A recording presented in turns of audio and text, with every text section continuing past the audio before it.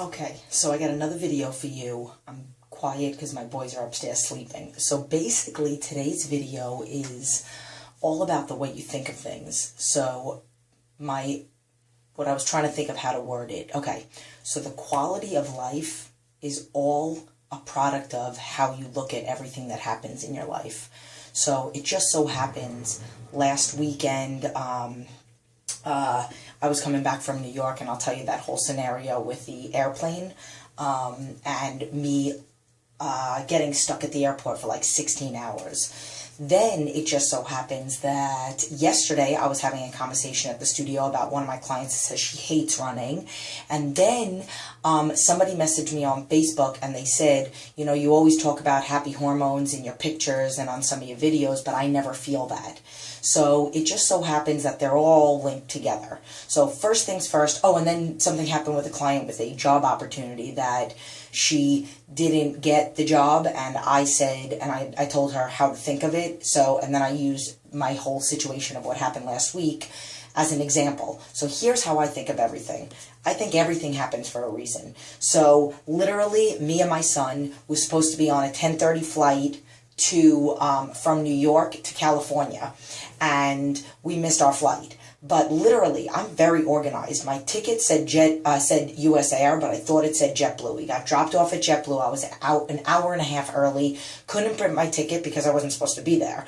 Waited online, then found out I wasn't in JetBlue. I was at US Air. Had to take a taxi to the other side of the terminal. Got over there. Still couldn't print my ticket. Had to wait online again. So now I'm at the airport, 45 minutes. My flight's getting ready to leave. Long story short, the cheapo air where I bought my ticket changed my flight. I didn't authorize it. I changed it again. They said they'd waive the fee because it was their change, not my change. They never waived it. They never changed my flight. It looked like I missed my 6 o'clock flight that they changed from the original one at 9:30. We missed it. Long story short, I said, forget it. Just charge me $75. Get me on the plane, me and my son. So she said, I think I only have 5 minutes to get you guys on, and then they'll cut it off. She gets me on, boom, she's about to press enter with my son, and they closed it out. She calls the supervisor, and she says, I got the woman in, but I couldn't get her 5-year-old son. She wouldn't authorize it. I was like, are you kidding me? And literally almost got sick. I have to be honest with you, if it wasn't for my son, and for what I did, and I'm going to talk about that too, I would have had an attack. He was so calm, and I was like telling the woman about how I have a medical condition. Can you please let me on the plane? Yada, yada, yada. She said, you have to be at the airport an hour and a half early, and I explained how I was, but again, I went to the wrong place. Whatever. So also another reason why I didn't have an attack was because of my mind frame, which my son actually helped me come to those conclusions. And then the fact that I overly prep for everything in my life. I overlap when I cook, and I was just telling one of the clients, well, what happens when you run out of food? Don't run out of food. Just like when I asked in jiu-jitsu, what happens when you get in a triangle? Get caught in a triangle. Don't get caught in a triangle. But literally, you overlap. When you cook, if you're going to cook from Monday to Friday, you better start cooking for the next week on Thursday. From Thursday until next Thursday. Then you cook for the next week on Tuesday or Wednesday. So you always overlap 1 to 2 days. So it was perfect that even though we were supposed to be physically in the house by 3 o'clock in the afternoon, California time, I had enough food for myself for Monday. What if I got home? What if something happened? What if my oven was broke or whatever? At my mom's house, I prepped my food for Sunday's travel and Monday. So I ended up having 2 days worth of food with me, which was phenomenal because we literally sat in the airport until 1:30, got on that flight. Then we were supposed to get on a 4:40 if they had room for us. We were going to go and stand by. And we rushed when we got to Phoenix at 3:40.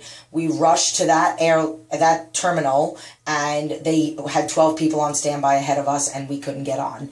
So we pretty much missed that flight, which I thought was 2 things. So I said, I truly believe everything happens for a reason. So I don't believe, like, I'm not going to say, you know, the plane obviously didn't crash, but maybe something would have happened on that 10:30 flight if I would have made it. Maybe I would have gotten sick. Maybe somebody would have thrown up on me. Maybe something with my son would have happened. So I believe I wasn't meant to be on that 10:30 flight.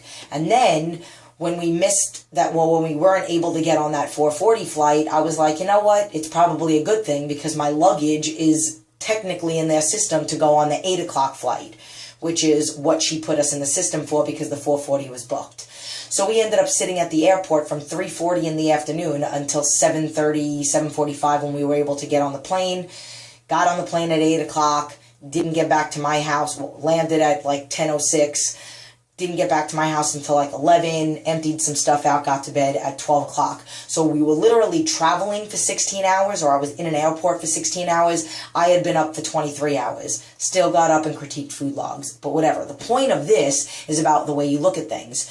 So this morning I was talking to one of my clients and she sent me a message about a job that she didn't get, or she wasn't qualified, or maybe she was overly qualified, or they said that they valued her too much in the position that they were in, and then they didn't want to move her to another department. So I truly said, maybe that job that you were about to go to might seem good on paper, but maybe it's 10 times worse. So you have to look at it as an opportunity to enjoy this, because that lost opportunity right there is just a stepping stone to something great.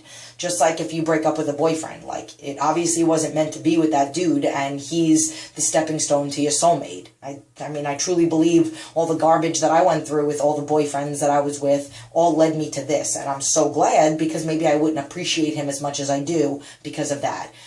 Find the positive in everything. Cardio. My client made the comment, and I'm going to get to the happy hormones. My client made the comment about how she hates running, and I'm like, well, you have to think of running as a little bit different. Everything that you do, you have to look at differently. So, and I'm going to, again, tie into this whole happy hormone thing. The client that says, actually a client said it to me a while ago, but the person that messaged me on Facebook that said, I never feel that, I messaged her back, and I was like, well, do you enjoy doing cardio? And she's like, no, I hate it.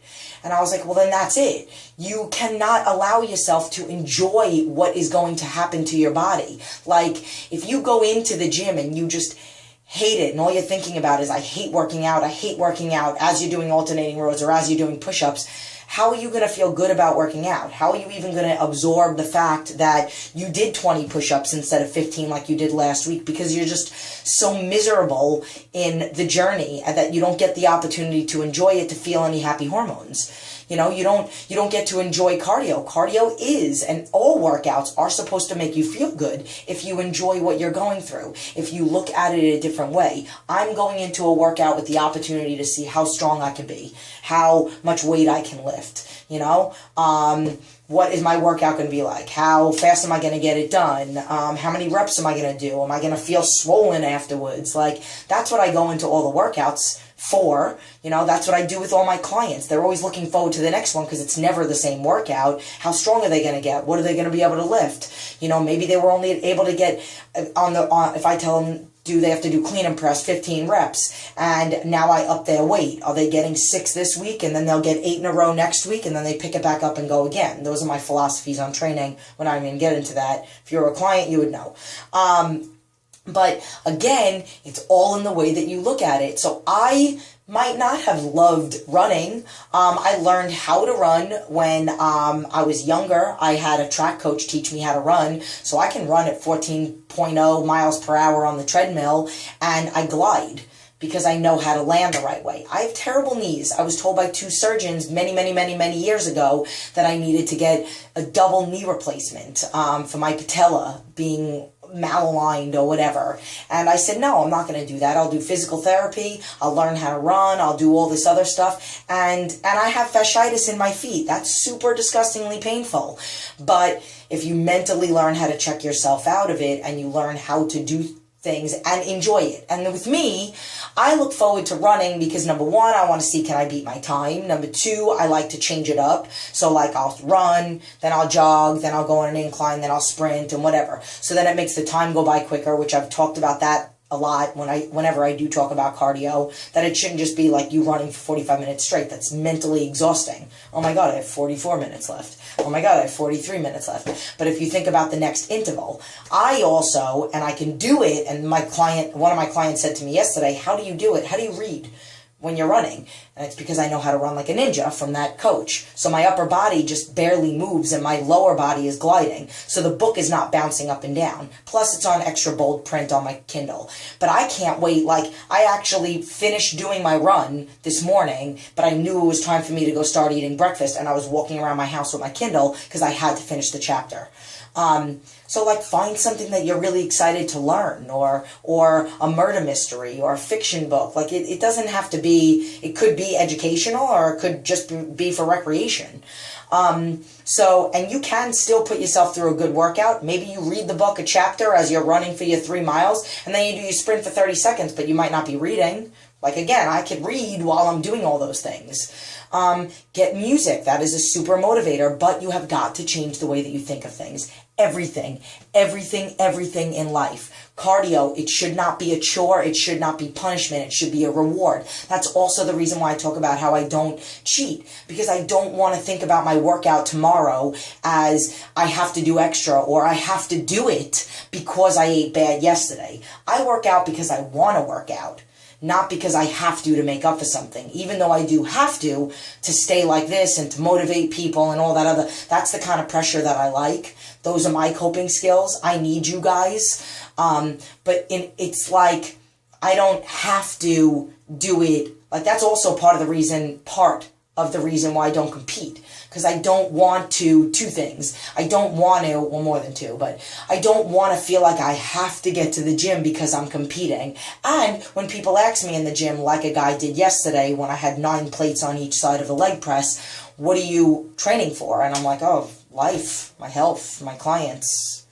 You know, you're not doing a competition? No. And I like that I can say that. I hated saying that when I did compete, because that's not why I train that way. I happen to be doing a competition, but that's not why I train.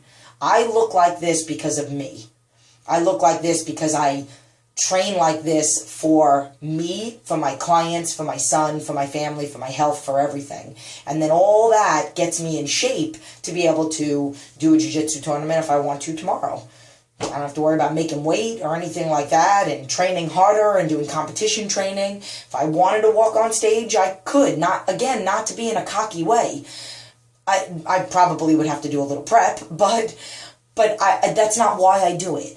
But again, you have to enjoy it. You have to look at your workouts and your cardio and your life and everything that happens in your life. Like, even your job, if you have to do a report, you have to look at that report differently, or you're not going to enjoy the journey of doing the report. Like, if you're looking for a job advancement and you have to do a project to possibly get that job, you have to look at it like, oh my God, this is an opportunity for me to do better, be better, position better, make more money, all that other stuff. But if you're like, oh, I just need, like, it's just, again, it's the way that you look at things. And everything happens in life for a reason. If something bad comes at you, it's just because there's something great around the corner. And it wasn't meant to be. You truly have to believe. I truly believe. And just because it happened last week, if I got on